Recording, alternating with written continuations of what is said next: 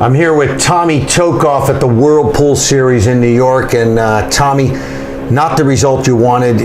You went out in the, you won your first match actually against Pa Humpao, the Thai girl, 14 years old, and then you lost two, is that correct? And then two and out from there. Yeah, so a bit of disappointment obviously here for you.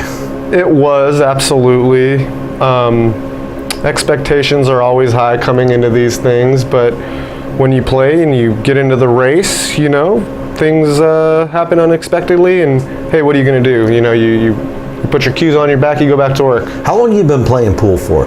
I've been playing pool since I was 14 years old. Right, and as a professional, how long have you been at it for? I would say probably since I was about 20, 21 years old. Played my first US Open at 21, and you know, I think you could consider that my first professional tournament. Did well. I think I spoke to you early about it. I played in 5 from 21 to 26. I cashed in all of them. 25th being my best place. I had a couple 33rds and a couple 48th through like 66th or 65th or something like that. Right. I had a good run when I was younger, and you know, as life kicks in a little bit, you know, you have I guess different realities that come your way, and you know, different mental challenges. So hey, I'm prepared, but moving forward. One of the things I'm always fascinated about the pool world is how difficult it is to make it in this sport. And the people who play it continue to come back time and time again. How exactly do you do it when clearly you are spending more than you're earning in this sport? I mean, how do you maintain this level of playing, you know, going to professional tournaments? Do you back it up by doing money games or getting out on the road and doing money games? Well, financially, I think you have to do any little thing that you can to provide for yourself in the pool world, because obviously to go compete against the best in the world takes a lot of money, and not everyone's guaranteed a payday or breaking even at the end. So I try to supplement it with a lot of lessons, definitely a lot of money matches, and just networking well for myself, you know, giving myself opportunity. If I can scratch somebody's back, if they can scratch mine, you know, if I can do something for them that goes well with what I'm doing, give a little, get a little type of thing. But I think besides financial, you just have to be mentally tough, and you have to never give up and just keep fighting. And if it's your passion, if you're passionate about getting to the top of professional pool, you can't let the hardships defeat you. You just have to get stronger from it and keep going and learn from your mistakes and carry on. So what's it going to take for Tommy Tokoph to take it to that level? For me to remain steady on my course, eliminate all the little small hinges in my game. Which are? Give me some examples. Well, nerves? For example, I've always struggled in my mental game. And I believe by balancing out all the rest of the small pieces in my life, I think eventually it will all come around and piece together if I'm doing all the little things right.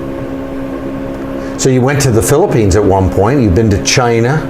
What was that experience like in the Philippines? You know, guys like Darren Appleton, when he took up pool, he was a great English pool player, 8-ball player, but it was like in the Philippines, he looked at it as an apprenticeship. You know, he would play those money games against the great Filipino players, and even the house janitor, who's probably a world beater himself that nobody's ever heard of.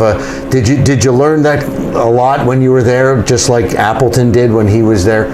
Absolutely. I mean, the things that you can take away from what those guys put up with on a regular basis. I mean, their pool tables are literally out in the open. They're covered in moisture because it's outside. It's so humid there, and the balls and the tables are so raggedy, and they know how to play on anything. And when you're over there seeing that for yourself, and then you experience watching those guys come over here, nothing bothers them. So I think that's the key fundamental of why guys go to the Philippines, to just basically channel the distractions and not let it bother them when they come to big competitions here. And obviously the Filipinos play better, you know, on a very regular level over there. So you're going to get some high level competition, even though you're not playing world champion names in the Philippines, so Yeah. that experience goes a long way.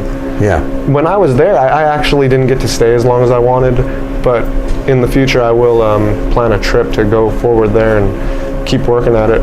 Spend Right. a couple months. So you truly believe that you can enter the elite level of pool? I do believe so. And how many years do you think of work more? I think it starts now, and gradually I will get better, but I can't put a certain number on that. It's Right. just going to happen when it happens, but I know that I won't give up until I get there. Right. What about the bar table scene? I know that's a whole nother scene in the pool world, and there is a bit of money in those, and including not just the prize money, the Calcuttas and things. So, do you enter a lot of bar tables?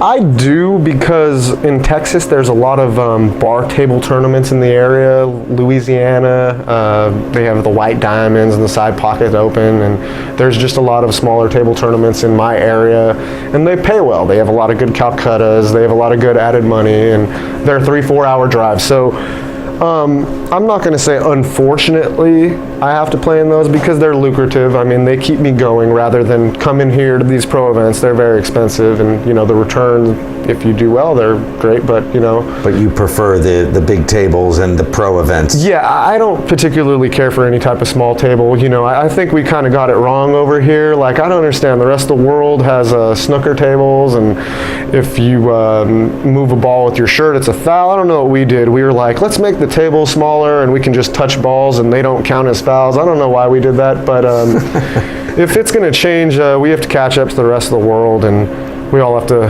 make it our part to be participating in pool moving forward, I believe. Yeah. But, all right. Well, Tommy, I wish you luck in your ventures in the pool world, and all I can say is get out from beyond the borders of the United States, because that's really where you're going to pick up all the tips and the tricks and the secrets of the game, don't you think? Absolutely. Brushing shoulders with all these greats, you know, you got to pick up any tips that you can every time, and can't let up. You got to be like a sponge.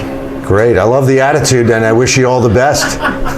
Thank you very much, Ted. It's a pleasure. All right. Tommy Tokoph.